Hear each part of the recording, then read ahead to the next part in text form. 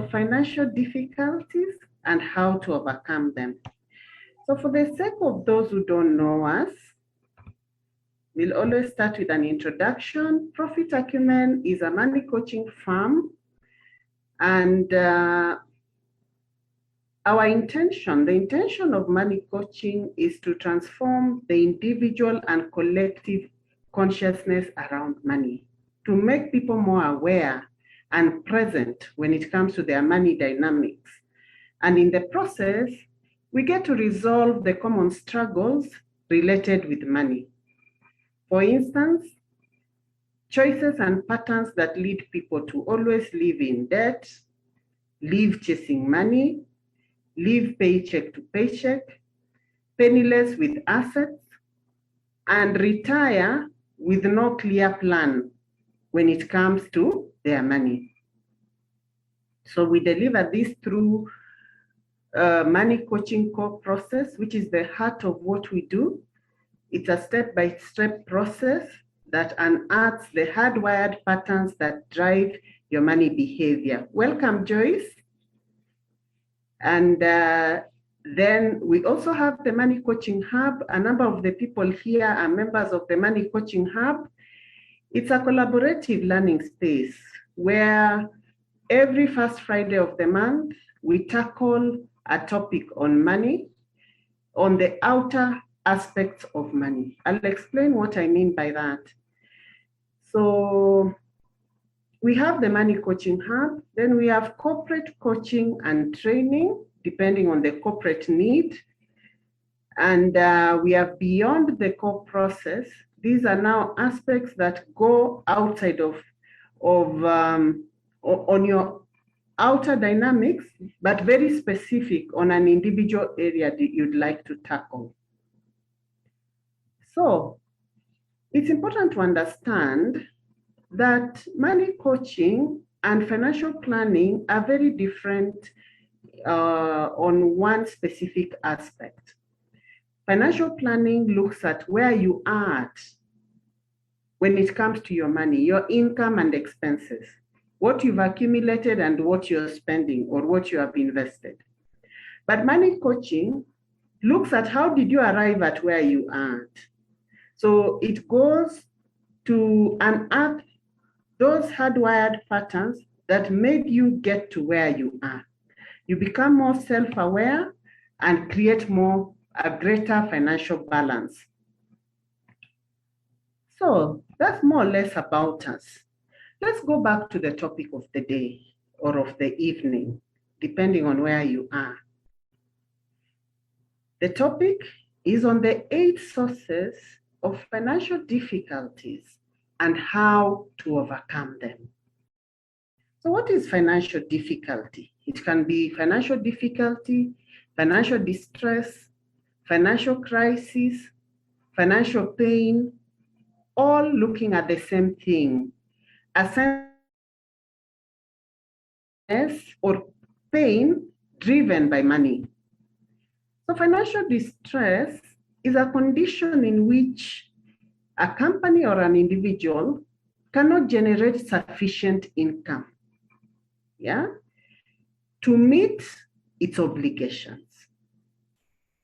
When you look at my diagram, you can see that disparity between income and expense. So it means you've gotten into commitments, obligations, yet the source of income to pay for those obligations is constrained for one reason or another. So for those of you who have the money journal, usually when we have this free coaching session, we touch on the topics that are within the money journal. So the money journal is a guide for you and your money. And I authored it. If you need a copy, you can just type in the chat and we'll share with you how to get your copy. So if you have your money journal, you go to page 142. On page 142, it describes a money obligation. A monetary obligation is your promise, whether contractual or verbal, to pay money to another party on a defined date. Yeah, so it's an obligation. So every day we wake up, we commit ourselves. Yeah, we've either committed ourselves to a landlord, we've committed ourselves to a meal, yeah, or a certain diet, which means I need to buy something to meet that diet, or we've committed ourselves to the laundry. We are constantly committing ourselves. We've bought a car, so we've committed ourselves to fuel it. We want to move from point A to B, we need to bus fare. So every single day, we are committing ourselves. Yeah. So there are two key aspects that come out, that bring out either financial success or financial distress: income and money obligations. Yeah, so those are the two key aspects. So let me pause on those aspects that go straight into the 8 sources of financial difficulties. Then we'll come back and look at those sources in more detail, but more in line with the topic of the day.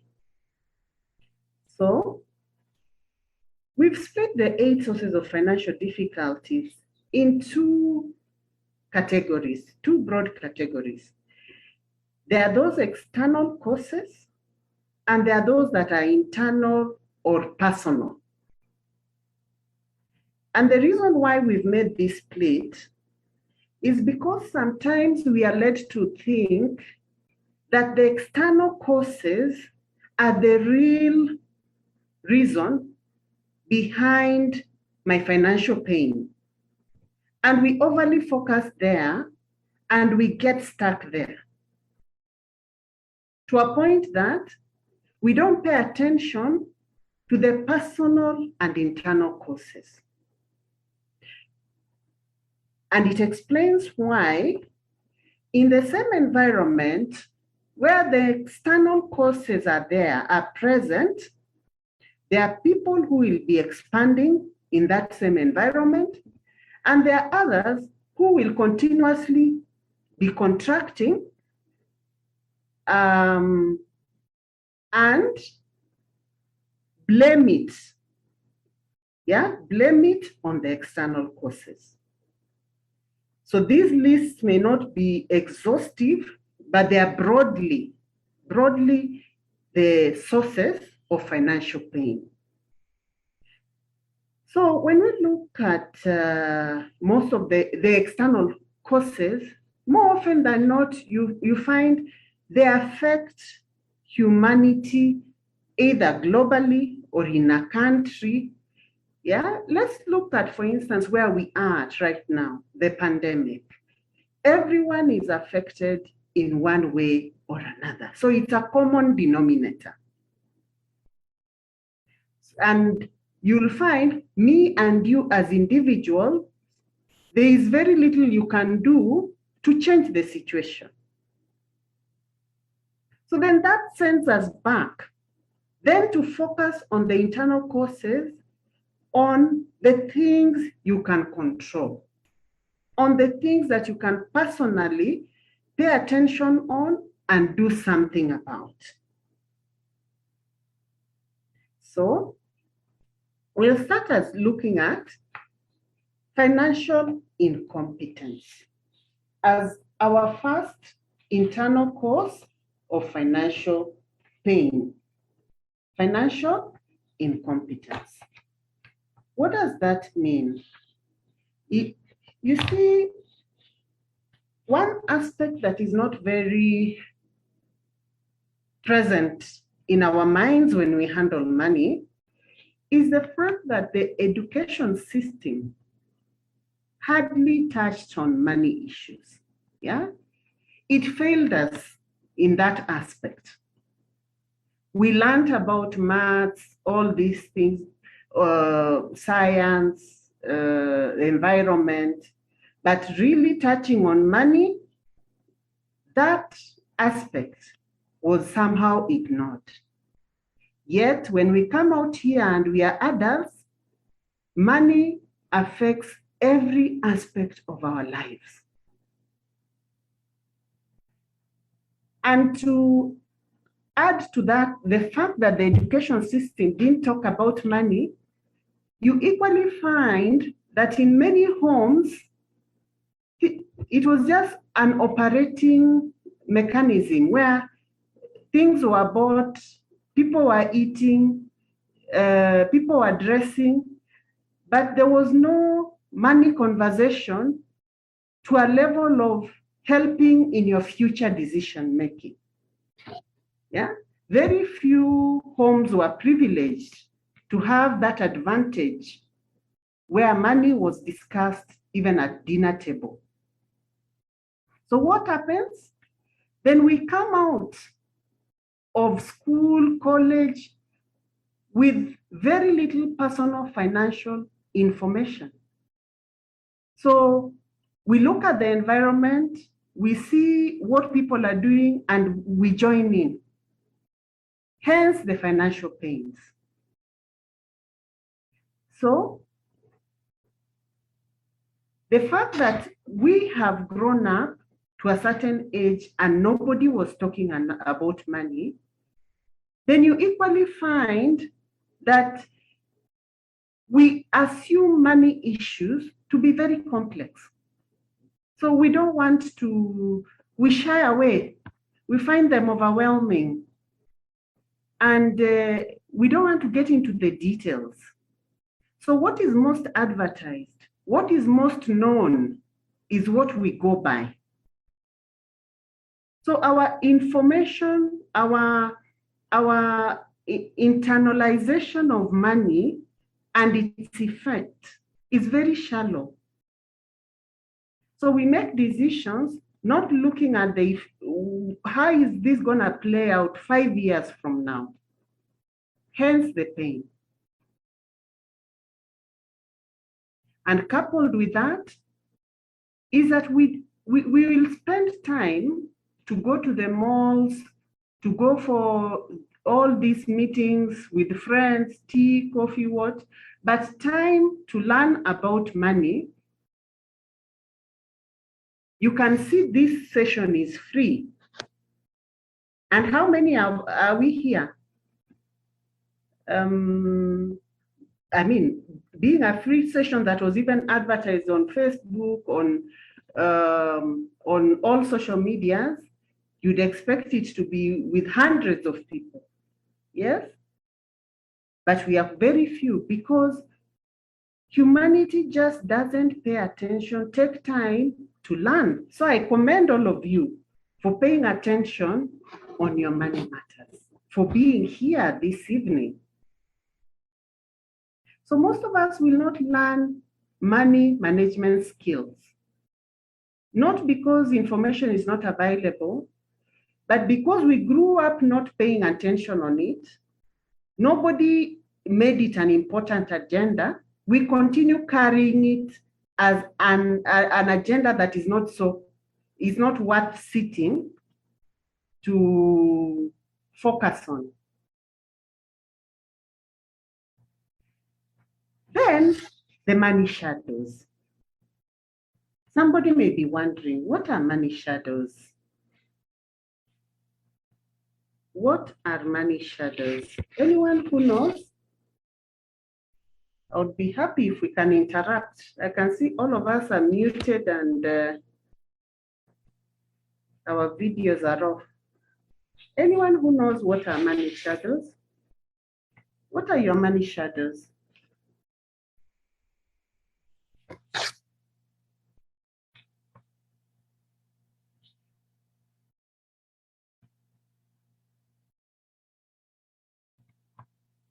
Yeah. So I'll help. Yeah. We all possess a shadow side that represents those parts of ourselves that are hidden, that are secret, that are disowned. Yeah. That closet that is in me that I only converse with it internally and leave it in there. Yeah? And these aspects are just literally fragment parts of ourselves that remain unclaimed and therefore disconnected from our whole self. It is where, more often than not, you find we have conversations that turn out not to be true. Yeah, we make wrong judgment in the shadow, in the closet. And you find that these shadows present themselves when we are very young, yeah? Where we learn at a very early age to put our best face forward, yeah? I remember when I was young and there were visitors and there was a certain face you need to show, even if you've just received a slap, you have to smile, go greet nicely, yeah? So the shadow is the feeling you have, that feeling you have that came with the slap, but now you have to put this face, yeah? So we have learned from a young age to put our best face forward in order to get our needs met and avoid rejection. Yeah? And this is costly to the self because it causes us to feel we are not seen. The real us is not seen. We are not loved or appreciated for who we are. So with regards to money, this shadow side contains a great deal of what is real and true for us around money. So the real truth sits in there. What we show out here is something else. So this shadow, what happens? Because we have that shadow, what we show to the world is to cover up the shadow as much as possible. For the shadow not to be seen as much as possible. So those shadows are the hardwired unconscious patterns. So they keep driving you into a certain direction. They keep making you develop certain beliefs around money, which drives your financial decisions. So our shadow aspects are generally hidden deep within. And most of us work hard to overcome these tendencies because we are aware that they are causing us real pain. And they are the breeding ground for fear, lack, and scarcity mindset.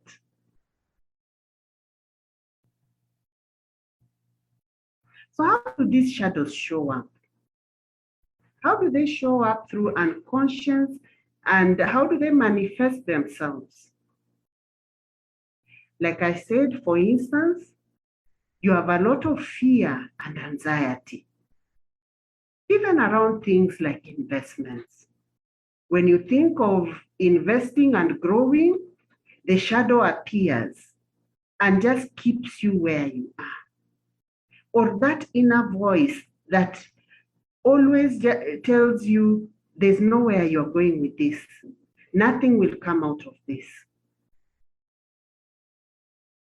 Extreme aversion to any form of budgeting, of mindfulness around spending. So I go with what is trending because otherwise I'll not fit in. I'll reveal the shadow side of self. So these aspects are what drive how you behave around money. Then difficulty in discussing money, either with people who you know would question and help you. And by the way, money is a key taboo subject. It's the one of the taboos that has not been explored. Somehow, people find talking about money distasteful or make it look like it's something wrong. Yet, in the process, we accumulate a lot of pain and a lot of shame around it. And remember, any area of our lives that remains off limit, not to be talked about, to be kept in the closet, when we cannot talk about it openly, honestly, and without fear, becomes a shadow of our being. So we walk with what is not real. So we are two people. There's that inner person, then there's the the outer person who the world sees.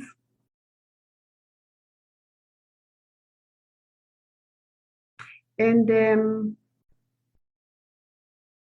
this is happening in our society a lot today. And I remember a request by Pope Francis for prayer for the elite poor. And I took an interest to understand who are these who the Pope is asking us to pray for, the elite poor. And he explained who these people are. He talked of an unfinished mall. There's a mall that was built somewhere there in, I think it's in Rome or Italy, and it was unfinished. And it was housing families. And these families had very nice furniture. And he even described the furniture, the large TVs, you could see these are people who are posh in themselves. And even said some of them were lawyers, doctors, but they were living in this unfinished mall. Why? Because of the economic situation, they found themselves penniless to a point of losing their homes. Some of them maybe were in mortgages, some of them maybe were in rentals, but found themselves to a point of losing their homes. What does that tell you? How those finances are sitting. From the outside, we look elite and with it, but real deep inside, there is poverty, hence the name elite poor. And personally, even as a finance professional, I have hit a brick wall with my own money. So it's something I wouldn't sit and blame anybody. What we need to do is to pay attention to the details, like what we are doing now. So our money shadows may originate from our personal histories. So we need to unearth and know what really is driving me to do the things I do around money. Okay, then financial conduct. Please feel free to ask any question as we go along and to interact. Yeah, financial conduct. The resolutions we make. Yeah, we resolve, oh, I'll pay this debt by this day. I'll accumulate this amount of funds to do this and the other. The resolutions that we make that get unmet. Yeah. Why? Because there is a conflict between the action and the actual, the intention and the action. So there are those two voices that keep playing in our head. Typically, one voice outshouts the other. And that one that wins determines our financial conduct. And coupled with that, many people, when it comes to money, live imagined lives as opposed to real lives. Yeah? So you imagine self to be this. So that, what does it do? It drives your conduct in a certain direction to acquire things that make you live the imagined life as opposed to the real life. We fantasize instead of living and becoming what we truly desire. So, not being true to self.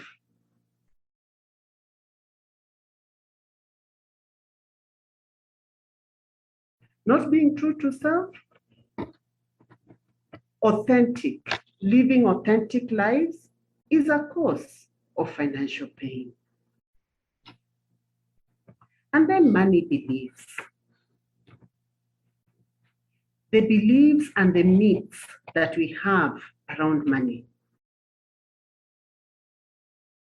You find that ideally everyone who has reached the age of an adult desires to have money. But when you speak to people and say you'd love more money and you'd like to generate more, it's a conversation many people shy away from because we are not authentic. We are not authentic to self. So everyone says, I want more, but you'll never get more if you keep believing the lies that you've been told around money. For instance, wanting more money, yet you believe that money is an evil. Yeah? But the love of money is what is an evil. Money can do a lot of good. Or that belief of I'm not deserving. Yeah, a lot of money is for those people. I'm not deserving of it.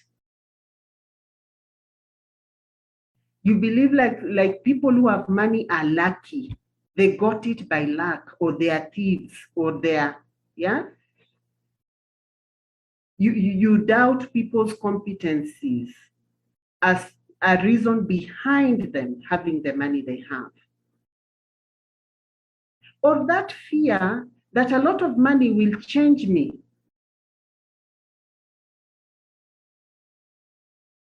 Money doesn't make you good, bad, or anything in between. It just amplifies what you already are.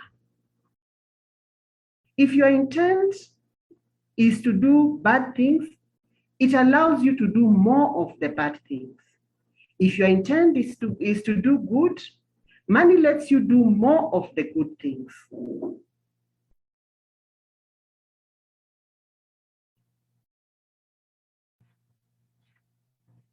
So those kind of beliefs that I work against you,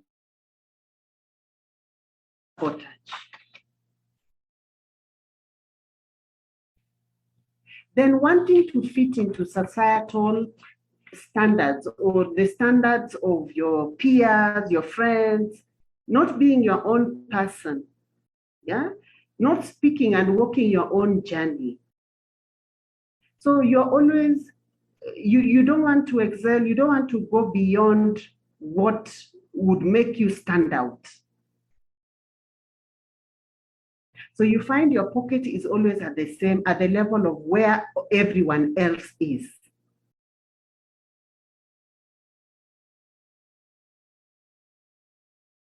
Then also that disbelief in self that even if I try hard, I'll not make it anyway.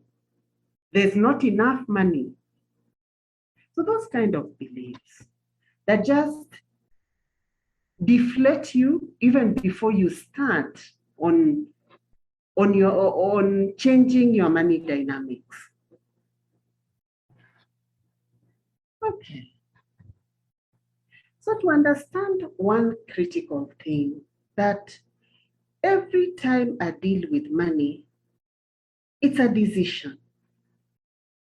Money moves through a decision-making process.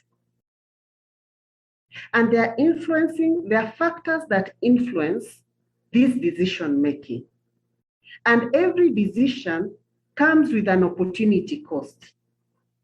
There is something that I'm giving up to take up the decision that I've made.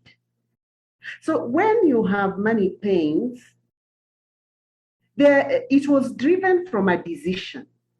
And here we are talking about the internal causes, which is what I'd like us to focus on. Because when we start talking about the external, most of them we cannot control.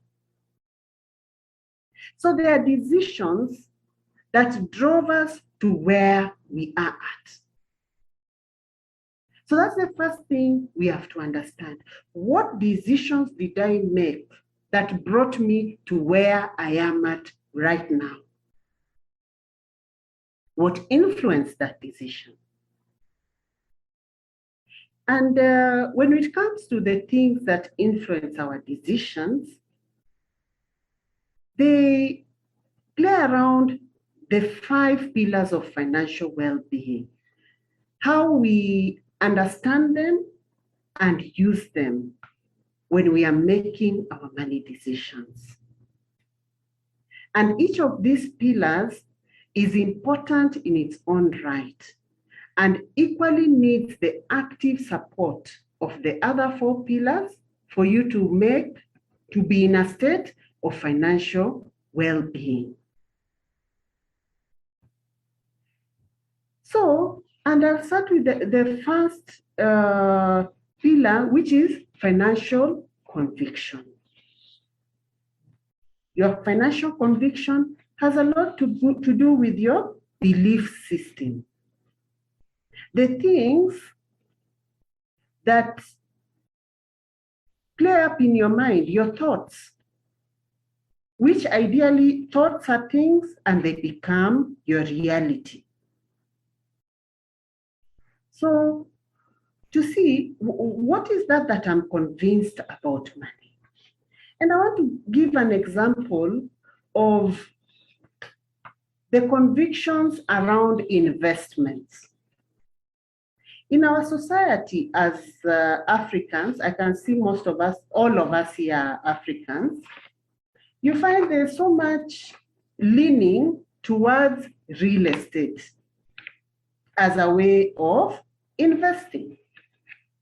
That if you are seen not to maybe own a home or to have bought or built, you are seen not to be successful,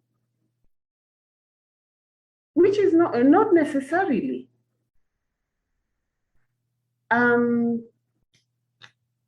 I have a client who, how their investments sit, and they're in a rental house, I would classify them as rich, but it's because of their belief system.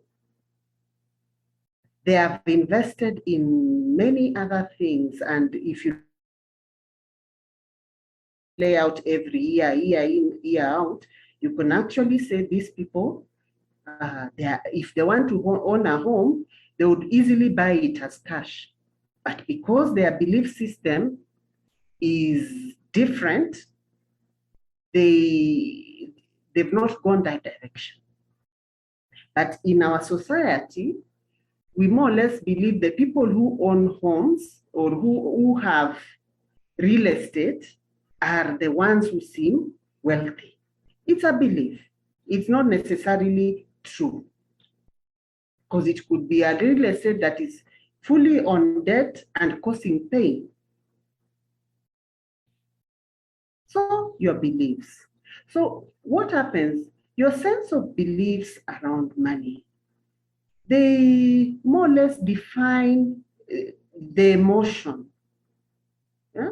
The emotion that you attach to either an asset, to owning something. But at the end of the day, it's really not the money we are after. What we are after is that underneath satisfaction that comes with owning the thing. I look like I fit in. I look like I've made it. that satisfaction is what we are looking for. Yeah. So to question our financial convictions, to question your beliefs, are they supportive of where you want to go as a person? Then financial conscience, that state of awareness. And there are two categories when you talk of financial conscience. We have the emotional and the practical awareness. So when we talk of practical awareness, we are talking about numbers, facing your numbers and understanding them for what they are and not what you imagine them to be. Yeah? Facing them and looking at them for what they are. And here I'll give the example of dealing with money in compartments, in departments. You know, the way in an organization we have departments. So we do the same with the money and deal with them in compartments. For instance, when I talk of, let's say, 𝗵𝑚𝑝esa debt and this mobile app debts, so those are not debts. Those are just pocket change borrowings, yeah? Or when I talk of mortgage, for me, that is something else. So everything is dealt in compartments. But the reality is, all these things come from the same pocket when they need to be paid off. So a practical state of awareness is to have a full list of what do I call debts? What are the things I've committed myself to? So you need to get clear visibility about the physical facts of your financial life. How are things sitting with me? So we need to declutter and remove that imaginary thing and bring reality to the table and look at the numbers for what they are and internalize them in terms of what are the effects on me and my loved ones. That is practical financial practical awareness. Then we have the emotional. Yeah, that self-reflection to understand what drives my money behavior. Why do I make this decision and not the other? What kind of emotions drive me to action? Yeah, so to do some rationalization on how you end up making your financial decisions. Up to there, do we have any question? Are we together? Are we moving together? Anyone would like to speak so that I know whether there are people at the back end? Yeah, we are here, Edith, and we are following very closely. Yes. Trying to place it within our, at least I am trying to place it within my perspective, just understanding again this, the 5 pillars, of course, relating them to the challenges that you have just mentioned, the internal causes, mainly the internal causes. So no question yet, but I'm quite reflecting and trying to place myself where I am at. Yes. So I think, yeah, when we move on, I will, in case we have a question, I'm sure personally I'll be able to just unmute and ask. Great. But I'm glad we are together and we are following. Yes. Thank you, Lois. I've seen you've said very introspective. Great. So then financial competence. Yeah. Financial competence, like I mentioned before, that the competency on financial matters, we were not granted that privilege when we were young and growing up. Yeah. So we need to constantly put ourselves in a position of learning. Yeah. And I'm glad that most of us here are in the Money Coaching Hub. So you have that privilege of keeping tabs with your money day in, day out. So you may think that it's something, oh, I've attended this session, so I've learned, and then I pack it for another year, I'll come back to the next session. It can't work like that. Money affects every aspect of our lives. It's something you need to be alive on all the time. You have to be constantly learning. Yeah, because it evolves. I mean, it keeps being renewed on the money front. So as you think you've learned and gone away, new things have come up, and hence the brick wall. And the good thing about the money matters, it doesn't need very high level of intelligence and for you to be a PhD or whatever to understand it. Yeah, you just require above average intelligence. All it takes is to have the desire and the interest in getting better at it. So what is it that you need to know? One, you need to know the rules of the game.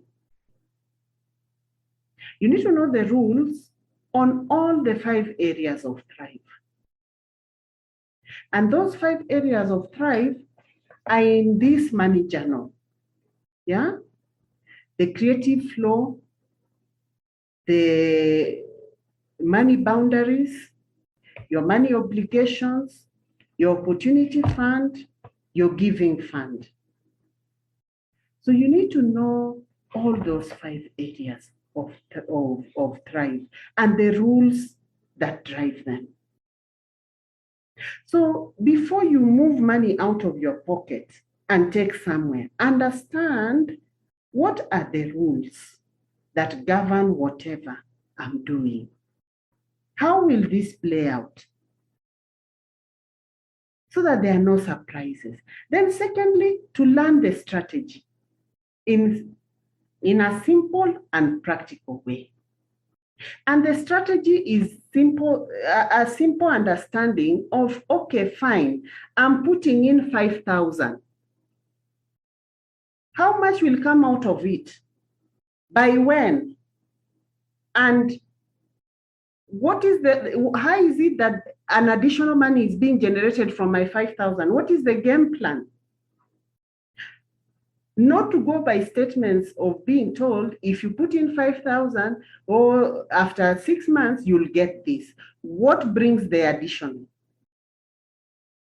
Today, I posted something about CMA creating an awareness on some fictitious investments that people are doing.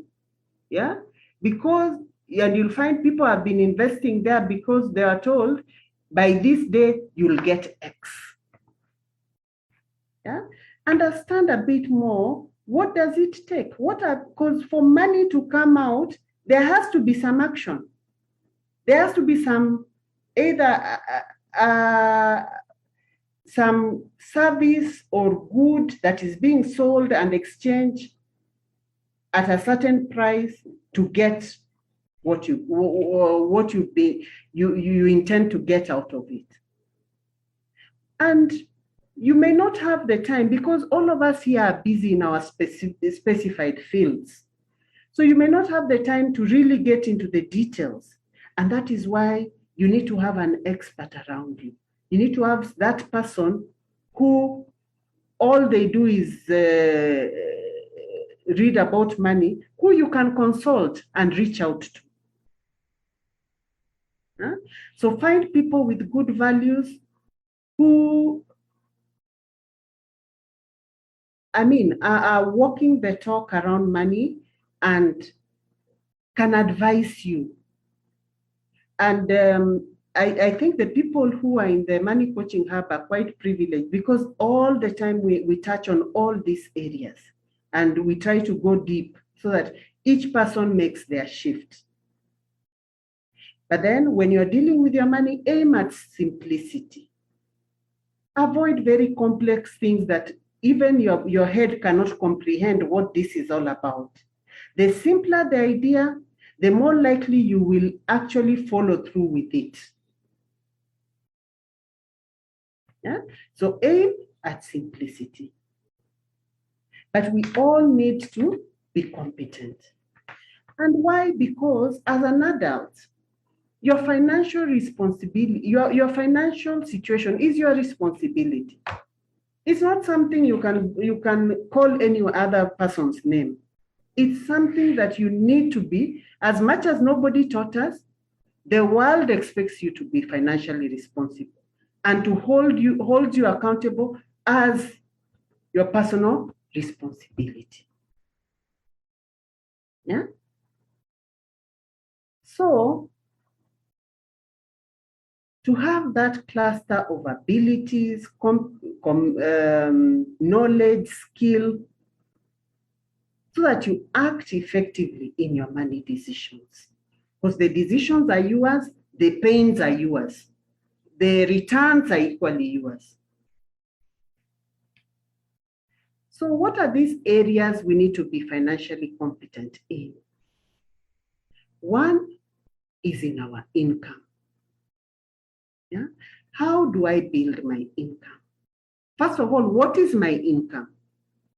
Because I've learned to ask that question, because I've met enough people who don't know how much they earn.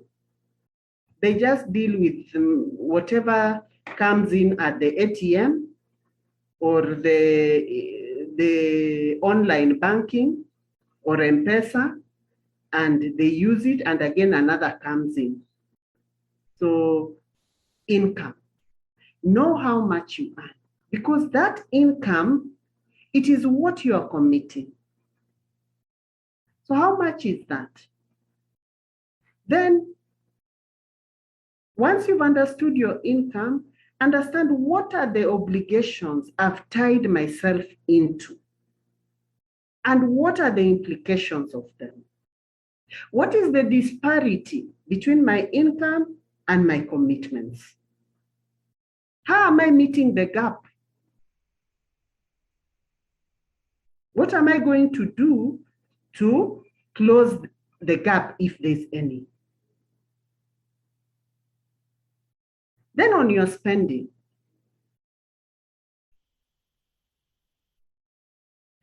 to understand, and in this money journal and our obligations, again, that page 142, it says that most middle class acquire liabilities that they think are assets. An asset puts money in your pocket, whether you work or not. A liability takes money out of your pocket. And what defines an asset are the numbers and what the numbers are telling you, not words and what that good feeling that comes with owning material things. So concentrate your efforts in buying income-generating assets. Keep doing this while you keep your expenses and liabilities as low as possible. Apparently, most middle class are overcommitted with monetary obligations to buy liabilities, which make them spend their working effort for the bank, mortgage, personal loans, and credit card. The agenda that we wake up with every single day. So one key solution to address financial stress is to face your numbers holistically and get rid of dealing with your obligations in small compartments. it's important to also answer this fundamental question before you get into additional monetary obligation. What is my ability to survive so many number of days forward if I stop working today?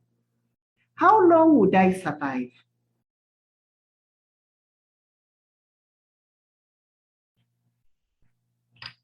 Okay, so smarter spending. So define your money boundaries. Then the next bucket is create a lifetime income plan. So the most common structure and what is commonly done is to create a current income plan. So no visibility of where I'm going and how I'm getting there. So the future will take care of itself. Yeah. So we need to pay attention to both the current, because we have to live the now, and where we are going, the future. Because the responsibility is still on you. Okay, and here I'm talking from a place of, we are not structuring ourselves, and we talk about it a lot in the Money Coaching Hub. We are not structuring ourselves to be dependent on our children. So your responsibility continues to old age. So what happens? It means the financial plan, the structure you create, needs to have a lifetime in nature. A lifetime income plan. It's not up to when I'm 60. Then I start depending on who and the other. As it is, your children may be very good and they may want to support you, but you can look at the economy the way it is and how things are. I mean, I always say, look at how much maybe you send to your parents as a determining factor of what you'll be receiving, if that your plan is to depend on your children. Yeah. The way the economy goes right now, it may even be half or quarter of that. So when we are still in this age, I don't know what age bracket the audience is, but when we are still at this age where we can do what we can do to create that lifetime income plan. Then life is not about me, it's about we. Yeah. As we create our income plan, we equally need to understand in our competence, we need to understand how am I giving back and how am I creating an impact. Otherwise, then you lose your sense of fulfillment. It just becomes about money, the paper.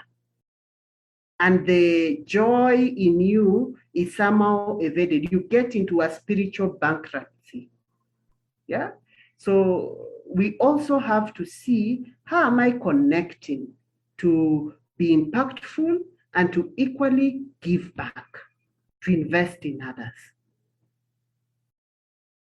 And to remember, financial competency is so important and critical. It is the reason, in fact, for me, if I look at it, it is one of the key reasons for financial pains.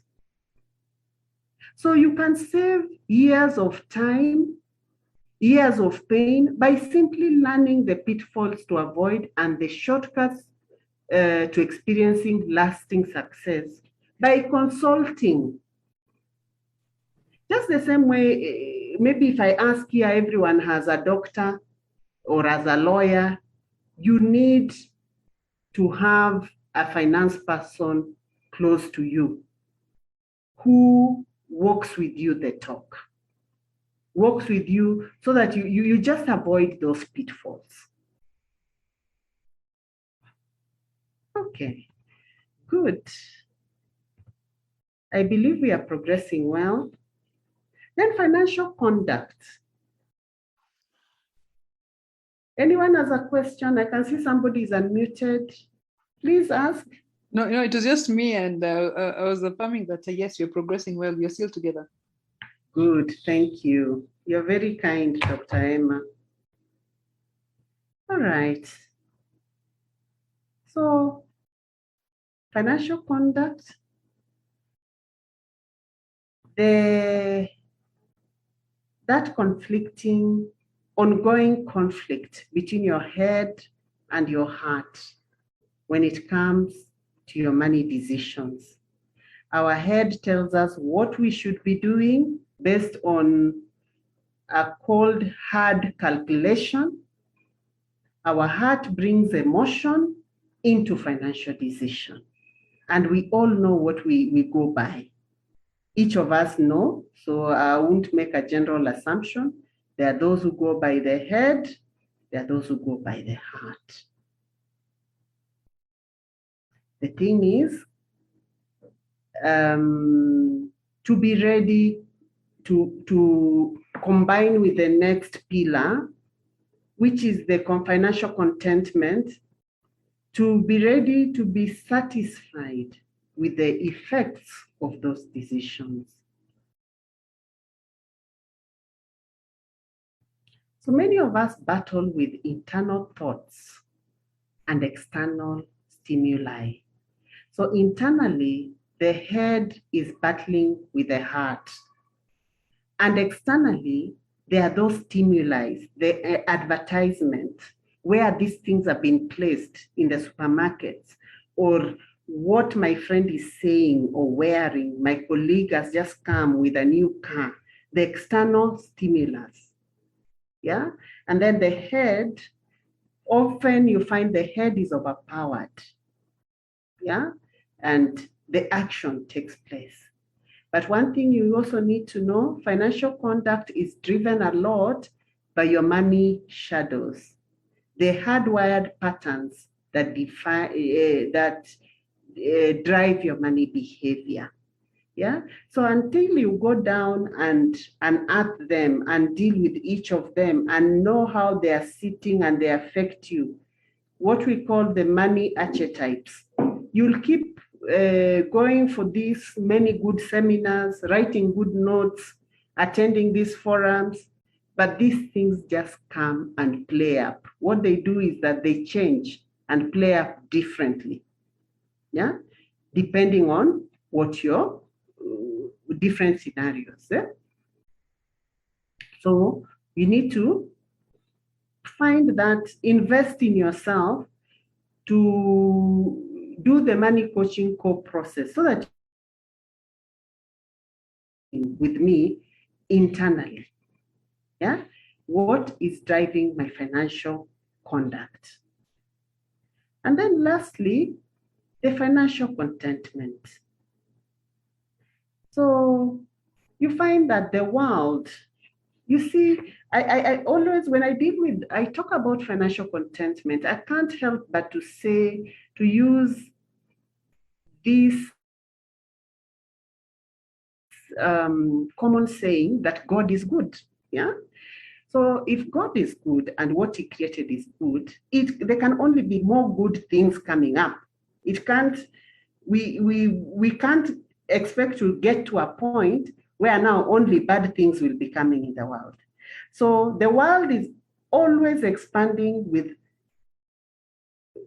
an array of choices of good things that keep coming.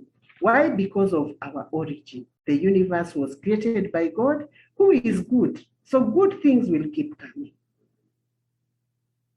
So financial satisfaction comes from our inner beliefs that we have picked a choice that is good enough for our needs at a point in time.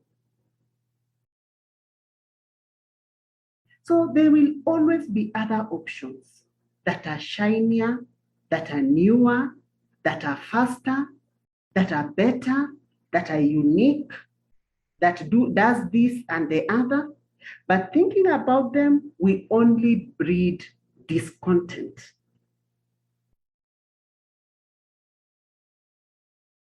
And it's common to feel regret about the choices that you did not make and options that you let go. But we often tend to underestimate the happiness we would have gained from those missed opportunities. So we need to define, what are my contentment levels? Where is it that I'm happy with me, even if other people seem to be doing this or the other? I'm good with my shoe. Yeah, I'm good with it. I'm good with my car. I'm good with where I live. I'm good with my phone, even if Samsung or Apple has just produced another one yesterday. What I can assure you is that another one will be produced tomorrow. Yeah. So at what point am I content and happy with my things the way they are?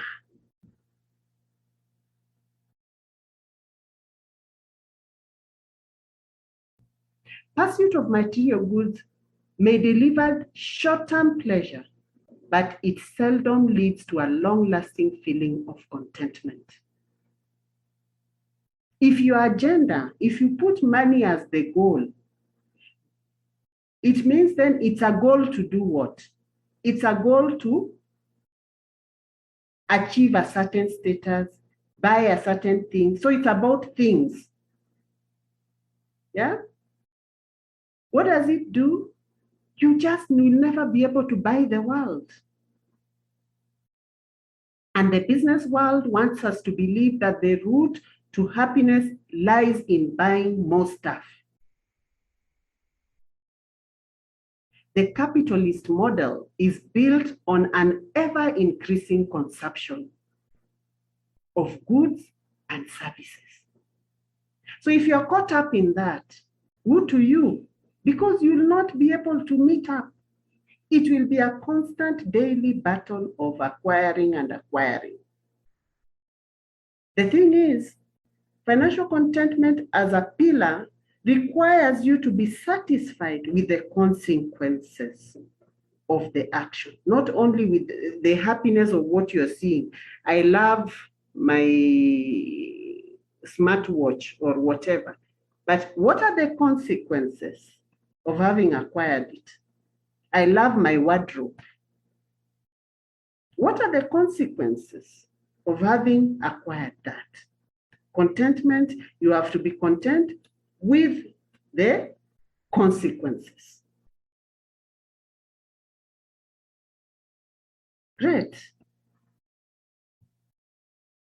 So, I'd like to hear your comments up to there. Welcome, Marianne. I didn't welcome Marianne. Welcome, Kathleen. Welcome, Jackie. Thank you so much. I hope you're getting value.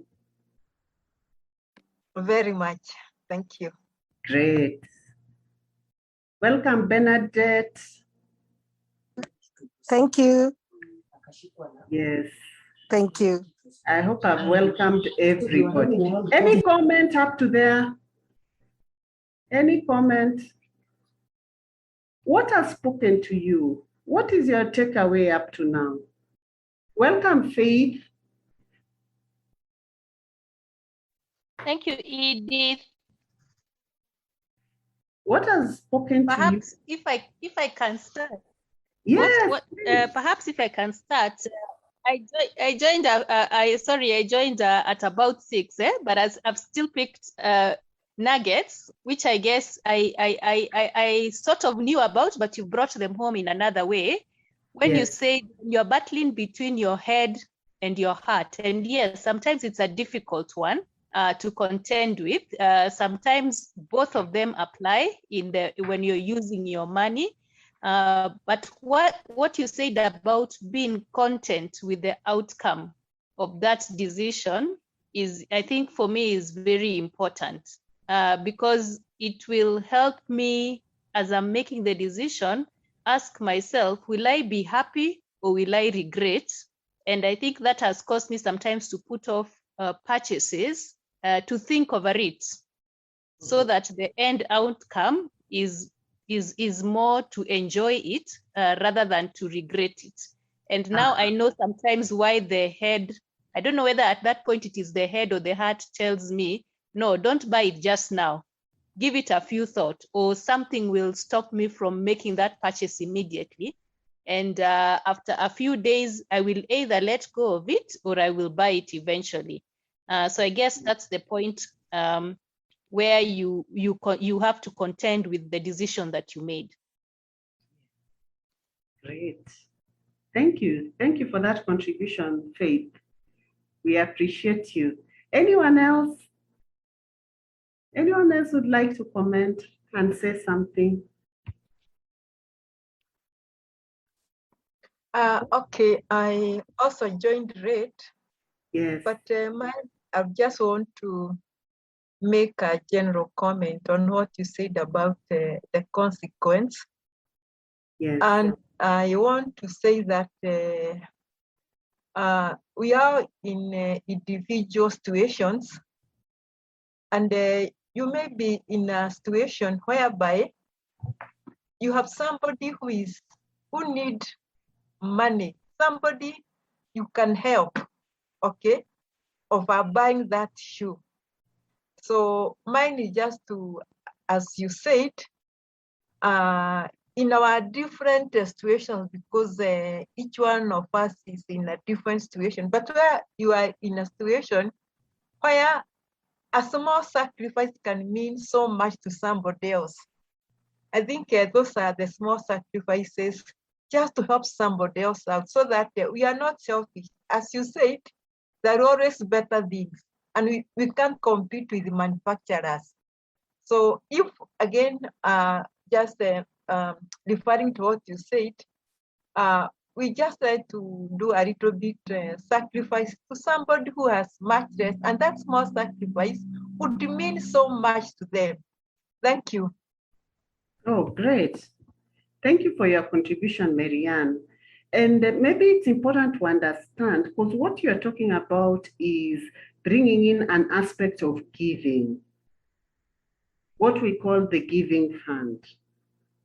And giving has to be structured. It has to be structured in a way that is also supportive of your desired lifestyle, because you cannot give what you don't have. We are in a society where giving has been internalized in a wrong way, where you borrow to give. Some of the debts people have are debts that have gone to giving. That is not supportive of your desired lifestyle, a debt that you're also struggling to pay.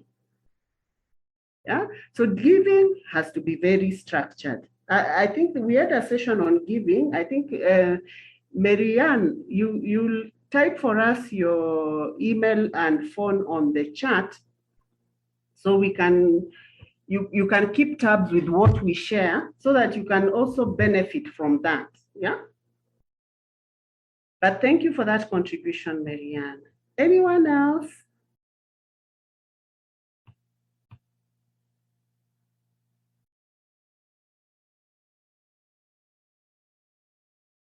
I can see Laiboni W. She's been with us from the very beginning. Would you like to say something? Hi, everyone. So I am here listening and learning and really enjoying, listening to this, to attending the webinar. And I think for me, the points that have really, stood out, and something that, I really want to work on this year is the shadow beliefs.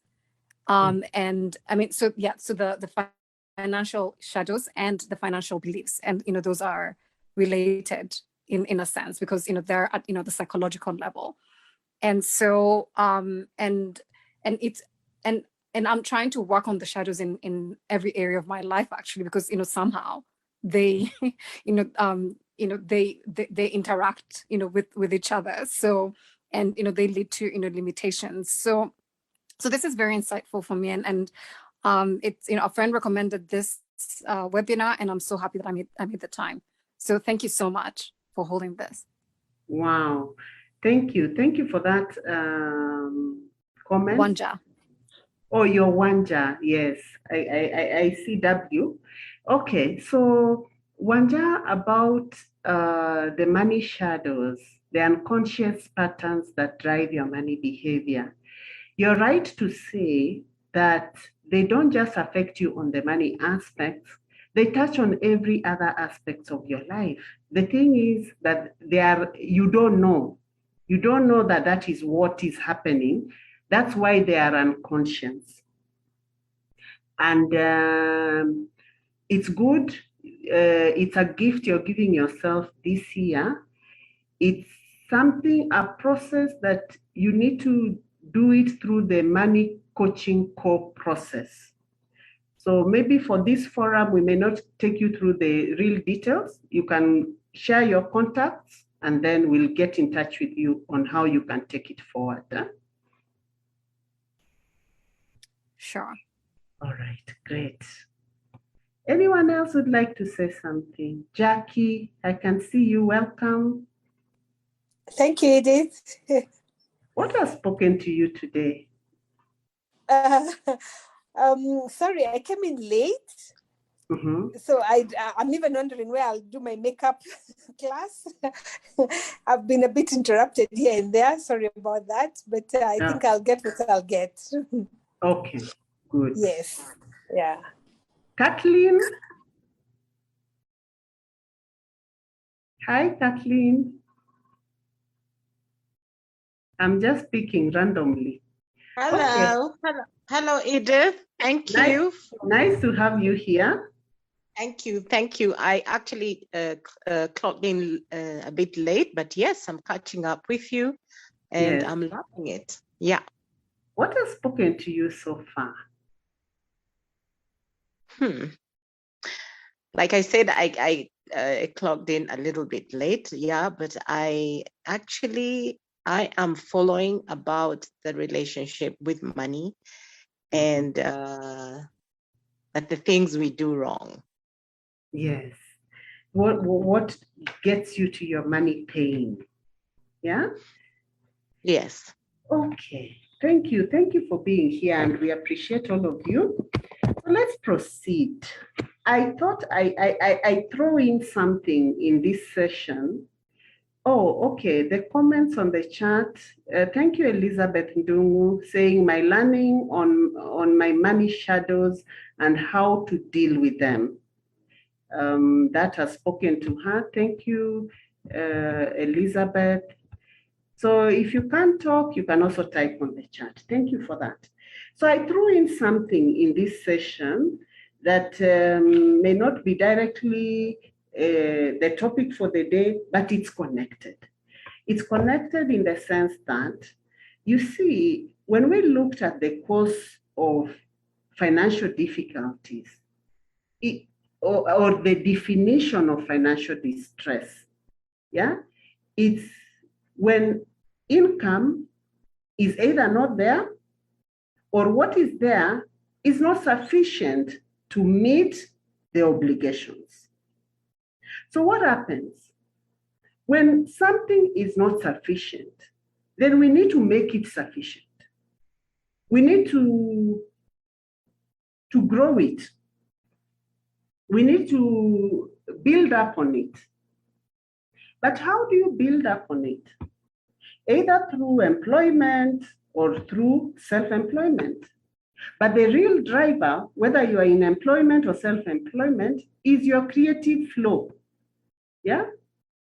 That gifting, that which you're gifted by your Heavenly Father. Yeah? He gave you some gifts, some skills, some abilities, and he coupled with that, there are opportunities that are placed in the world. So even if you are employed, these are the things that you're exercising, coupled with your education, whatever you learned in school, that you are delivering through somebody else's vision. your employer's vision. So you are helping them drive their vision. So every day we wake up, we tap into our intelligence. We tap into our creative flow. And when we tap in there, that's when either the employer sees this is the right staff for me. That's why I pay them this. I reward them for tapping into their creative flow. So I'll read from the Money Journal, page 80. It says that money represents a creative energy that is attracted to the creative flow that is present within our human universe. As long as, fortunes are made and lost daily because people don't understand this basic principle, so defeat themselves. People don't understand where money comes from. So we look for it, we chase it. We look for it out there, doing a million things to look for money. Yet we forget that the real money is within us. Money comes from within. So if the creative flow, again, I'm reading from the Money Journal, if the creative flow, fluid, energetic nature of money is attracted to like qualities and is manifested positively, the end game is money. Yeah? So the creative energy of money cannot sustain itself when the host energy field becomes dark and no longer reflects your dynamic nature. So let's see what makes it dark. What makes our creative flow just be there? It's present, but it's not really playing its role. So you find that even if you are employed, you're just staying in that space until your job becomes a routine that you wake up to so grudgingly, and you go there and you do and come back and more or less feel sick of it. You're sick and tired of your job. Why? Because you're not, it's a routine. You're not applying your creative flow. When you apply your creative flow, everything you do, you find becomes somehow, it's interesting because you're constantly challenging yourself. So what makes it dull? These three factors play a big role on the state of our creative flow. These are the sabotages, the saboteurs, the sabotage to the creative flow. So,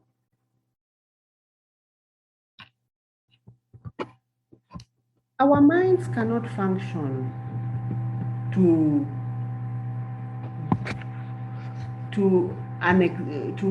excel, to prosper, when these three negatives are present. So I'm not able to click into the comment. Okay. Oh, Kathleen, she's saying, I work hard and I've received a lot of money, but it ends up being swallowed by debt. Then I end up in the cycle of debt, borrowing to even sustain my business, trying to overcome these cycles of debt. That is a money pain, Kathleen. That is a money pain. So a lot in there that crosses that cycle. Because when you are in a cycle of debt, it already means that whatever it is that you're financing, you're using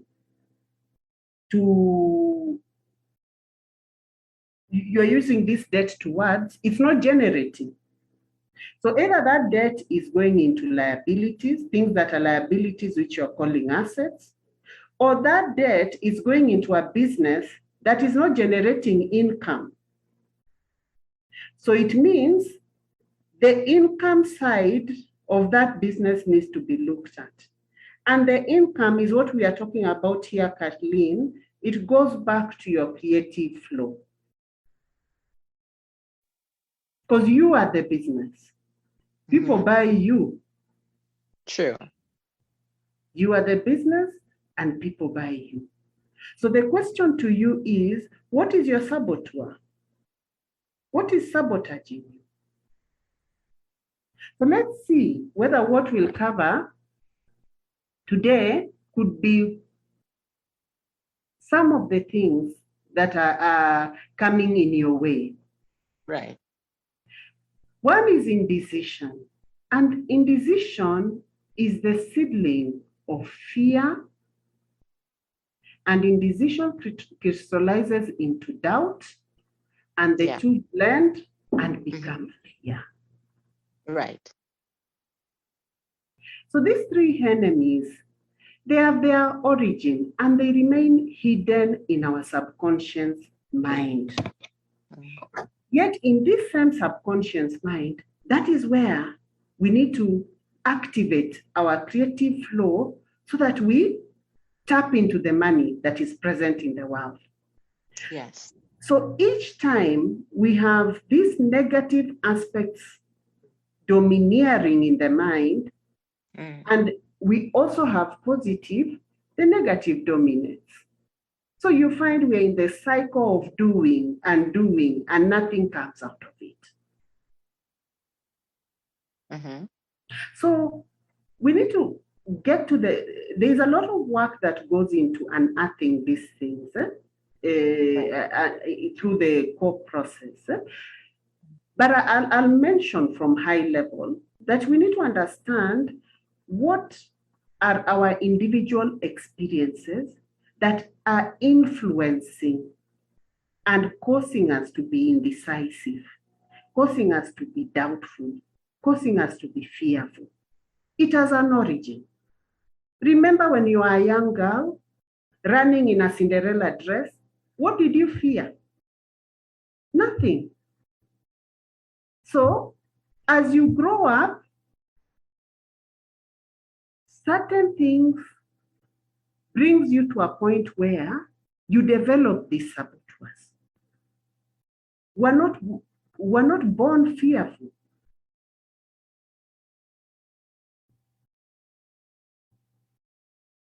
Yeah, so it's a lot of inner work that we do in the core process. So fear is a state of mind, and it is first conceived in the form of an impulse of thought. So I think, I think this may not work. And I must maybe share with you that there's a big project that we are currently working on at Profit Acumen. And it's a project that I've postponed for quite a while. So when I was going through my coaching, because I equally get coached, what was brought out of it was that it's fear. And I was very surprised. I thought I had overcome my fears. So the test I was given was that then do it. If you're not afraid, get it done. And I had to get it done. And I had to burn the midnight oil getting it done. So it's first conceived as an impulse of thought, and those thoughts become your reality. And those thoughts, they take a physical equivalent, which may determine your business, your financial status. And by the way, fear is not a straight line. It's not something that you can define how it comes. Mine was so disguised. It was so disguised that I couldn't tell. It took coaching to bring it out. And I was actually very shocked to know that it was fear sitting in my way.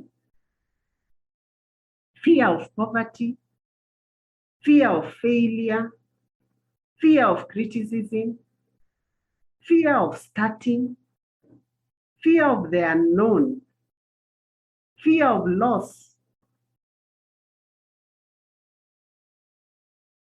fear of old age, fear of death.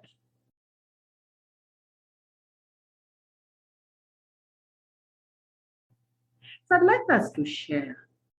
Are these things presenting themselves to you in any way? And I'll start with Kathleen. Could what you're facing have anything to do with indecision, doubt, and fear in generating more income?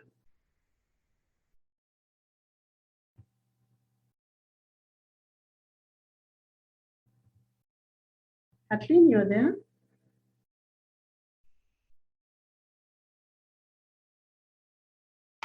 Anyone else who would like to share? Kathleen is on mute. So we all have the ability to control our minds. We have the ability to control our minds. But to control your mind, it begins with what you take in there. Because it's a depository, it's somewhere, a place where we deposit things every day. What is it that we take in there? Could it be that just what castigates the fear? Personally, I had to stop what. Sorry, Wanja, you'd like to say something? Yeah, I mean, fear speaks to me, and especially if you're daring greatly, and if you dare greatly, and whatever you're daring at just goes terribly wrong, it can leave you with huge scars, and it can make you recoil. It can make you. I mean, I'm just speaking this from my experience, and this is why this year is a big year for me, in terms of coaching, and so it can make you recoil. It can make you play smaller than you really are, because when I think about my younger self versus me now, who's very aware of life risks, and that's as a result of having tried big projects, and some of them did not work, and the consequences are really painful. The result was fear that morphed into other things that that disguised themselves, but in the end it was all fear. Mm-hmm. And that sort of it ends up being a barrier to moving forward. And it's only when I was just listening to you talk about you getting coached, and finding out that you had all these layers of fears, that I was just like, oh my gosh, yeah, that sounds it sounds familiar. Yeah. So, but you see, Wanja, the thing is, what does fear does? What does it do? It leaves you in the same state. Yeah? In the sense that the reason why even your mind has conceived this project is because either there's a need, or there's a need from your end, and there's a problem in the world for you to solve. So what happens when you sit in fear and not do? You remain in the same state, and you remain unhappy. You remain with things in your creative flow that you've not actualized. And many people have gone 6 feet under. Yesterday, I was in a book club, and somebody mentioned there that the richest places in the world is in the cemetery. Yeah, the books that were not written. Yes. The quote by Miles Monroe.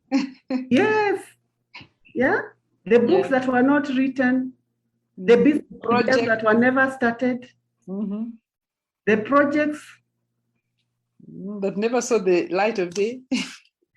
What you need to, it's true, we've all failed, and failed big time before.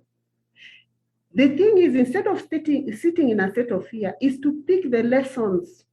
Where did I go wrong? What should I now do better?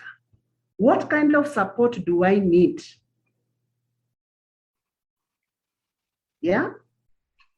How can this play out differently? Because as you sit with the fear, somebody else comes with that same idea that you're sitting on and moves with it in the same environment. Yeah, Wanja? I agree. Yes. So what we need to determine, to find out is what mistakes were made. Because I don't think you just failed. There must be pointers as to why it failed.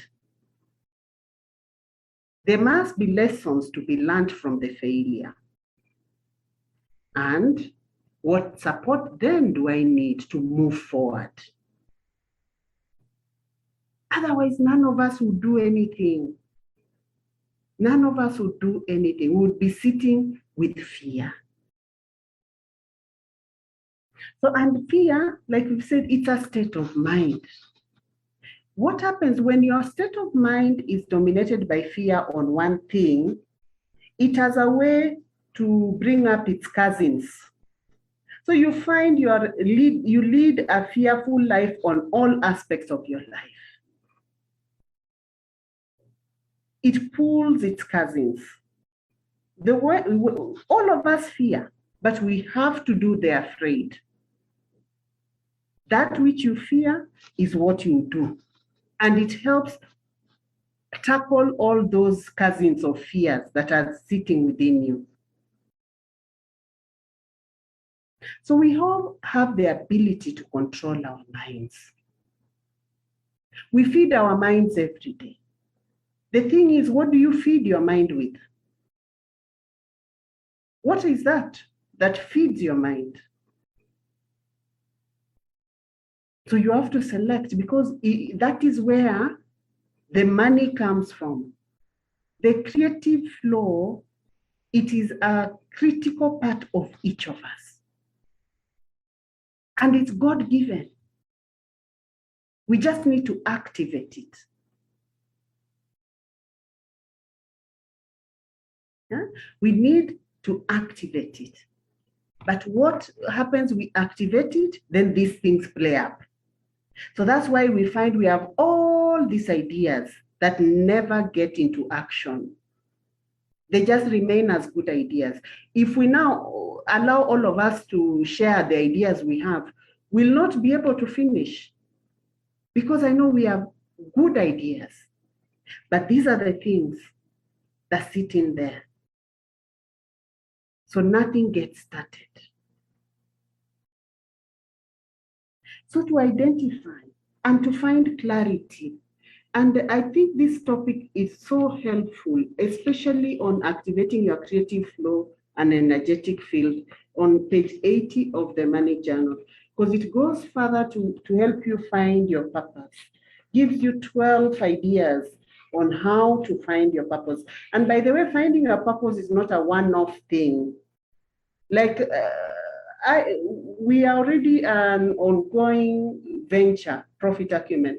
But each time when we are starting something new, I come back to read here to understand how to reactivate my creative flow on the new project, on the new phase, on the new things we are doing. It's a constant process. So it's not something that I say, oh, I started a business. And that is why businesses start less than 5 years, 3 years, they are all shut, because there's no constant activating of your creative flow in the business. So there's the big business you started, but inside there, and Kathleen, this may be something you need to pay attention on. How do you constantly activate your creative flow in this business for it to generate income and get it out of debt? Yeah? So these 12 points constantly apply. You have to keep referring on them. Most of you here have the Money Journal. So then on the second part, which is equally important, once you've activated your creative flow, you need to look at, to sow with intention. What is your system? What is your structure? What is your strategy? And that is where most of us fail. We either have very weak systems, very weak structures and strategies, or we have none of those. We just have what we call a business. Okay, so that topic is also in there. All right. So let's finish. Let's finish. I think we are progressing well. So the financial decisions that led us to where we are. Maybe now we look at 5 action steps to making right financial decisions so that we minimize our pains. But even before I go to that, I need to see, for those, like Kathleen, thank you for being vulnerable and sharing, yeah? For those who have money pains, you see, money is a taboo subject that it creates a wound inside, and the wound keeps festering. You need to seek help to address it, because what happens next year, it will be bigger and bigger. So you will be this person who lived a life of money pains. You need to put a stop to it, seek help, and do something about it. Yeah? And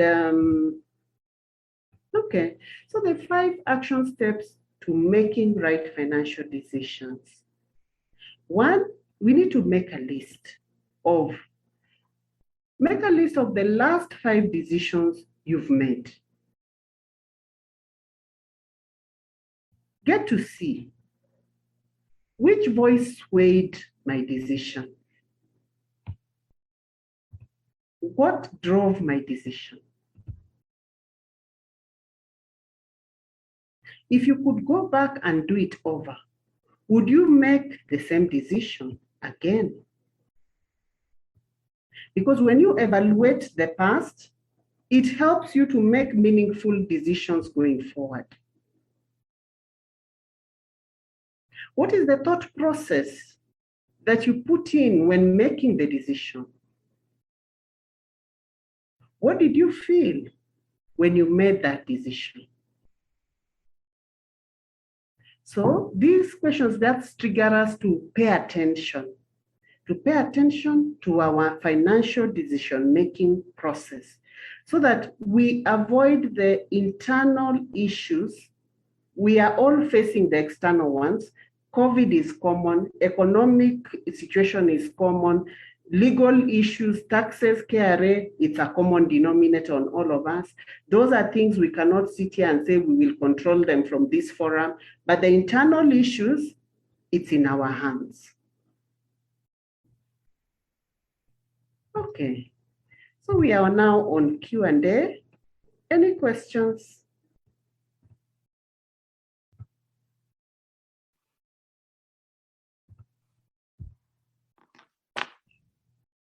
Edith, not a question, but just I want just to appreciate the fact that the awakening of the session has brought to me. I have not. I've always looked at other things at the perspective of the external versus internal, but I haven't given it to the money issue. So thank you so much for painting that to me, because it almost seems that it's automatic when it comes to money issues. You always feel like you want to blame another person. We get pacified. I get pacified most of the times because we always think that you want to blame, oh, my employer, I've not been given the rise, the government is taxing me too much, or there's a lot of dependencies from my family, so I'm not able to make progress. So I think my takeaway from this is to actually stop making reference to anything external, because as you say, I cannot change that, and focus on the things that I have control over, which are the internal factors that you've given us, and start working on those. I have applied that to many things, but I've not done that on my money matters. So that was very, very insightful, and I have a job to do. Thank you. Oh, thank you, Dr. Emma. That is very useful feedback. I'm glad that spoke to you. The idea about these sessions is to help people elevate their financial well-being, to pick up something that you specifically work on. Yes, Kathleen, thank you, Edith. This is very awakening. I'm glad that I've made a decision to change this money pain. Excellent, Kathleen. Yeah, the line between your money paying and your financial success is a decision. Yeah, a decision you make to begin changing things. So you're on the right path. Thank you, Ede. Thank you so much. You're welcome, Kathleen. Elizabeth here. Yes, Elizabeth. I would want to comment. Having done one of your programs, which is the Money Circle, I'm so glad to see that even in your, these short programs that you have free through webinars, there's a lot to learn. Today, I'm reminded about dealing with money shadows. Yeah, something that we dealt with in depth in the Money Circle, and more so to revisit my, the last 5 decisions that I made. And maybe for those ones who have not maybe done the program, is we interested to know the root cause, or rather learning in depth about how you behave, and or rather to stop being in that cycle or feeling like you want to blame the next person, why your woes are the way they are. I would encourage people to, those ones who have not done Money Circle, join the Money Circle. It's an incredible experience altogether. Yeah, and I look forward to many more of this, Edith, and maybe hopefully to join the Money Hub over time. Thank you. Welcome, Elizabeth. Yeah, we always delighted to have you with us. I can see, yes, please, Jackie's hand is up. Yes, sorry, I had a question. Yes. When you were talking about fears, and I had you mention something that I know plagues me also, that how do you identify your fears? Like you said, sometimes you might have a fear that's not even known to you. How do you get to bring that out to understand that this is a fear I have and I need to address it? Wow, that is a very good question, Jackie. And I'll just use my example to answer it. You see, for me, I'm a money coach, and you tend to advise self a lot.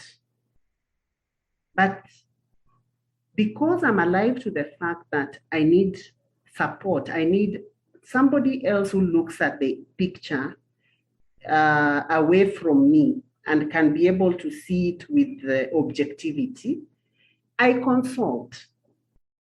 So for a long time, I have this book where I write the to-do projects. And I wrote this project, and even my comment on it was that not for now. I believed that it was not a breakthrough project for now, and I had reasons why. I write down the reasons. But then when I presented the reasons to an independent ear, what came out of it was that there is fear. Yes, your reasons are valid, but there's also fear sitting in there. Only to find that when I overcame the fear, all these reasons became invalid. So how do you identify your fear? Sometimes you need support. And another way to identify your fear, Jackie, is journaling. Journaling in a guided manner. Do you journal every day, Jackie? No, not every day. In fact, I'm very haphazard about it. I know I have periods that I can do it every day. Then I don't know what happens to me. Then I'll go another 2 weeks. I've not looked at my journal. I've not written anything. I'll pick it up. It's very erratic. Yeah. Yes, because it's not guided. You see, in everything in life, you need to have some form of a structure for it to make sense, and that defines your output. If you do things haphazardly, the result will equally be haphazard. So you need a guide. That's why the money journal, it has guidelines. It has things that makes you pay attention and journal on it. You see, you can't afford to be haphazard about money. It is core to our survival. You get to know how serious money is when you don't have it, when you need it and it's not there. Yeah? So you can't afford. That is playing a risk with your life. And your financial situation is your responsibility. Don't be lied to. It is your responsibility. So you need to take ownership of your life and take it seriously. Okay, Jackie. So journaling is one way. Journaling brings out that very clearly. Then you need support. Then you need to be in periods of solitude. I think this journal has that, a section that speaks about that. On activating your creative flow, you need to identify what we call your peak state. That state where, when you are in there, things come out as they are and not as you imagine them to be. Jackie, does that help? Yes, a lot. Okay, great. So what is your takeaway? What are you gonna do to change things? I think I also need to be very deliberate about my quiet time, because I know it tends to vary from season to season depending on what it is I'm doing or where I am. Mm. Yeah, I think being very intentional about your quiet time. Yeah. And I want you to leave here having internalized one thing, Jackie.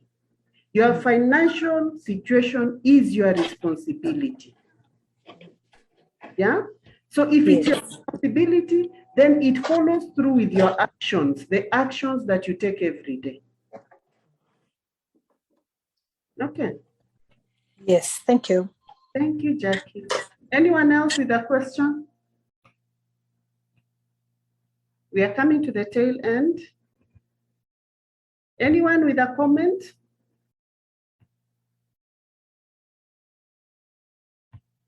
So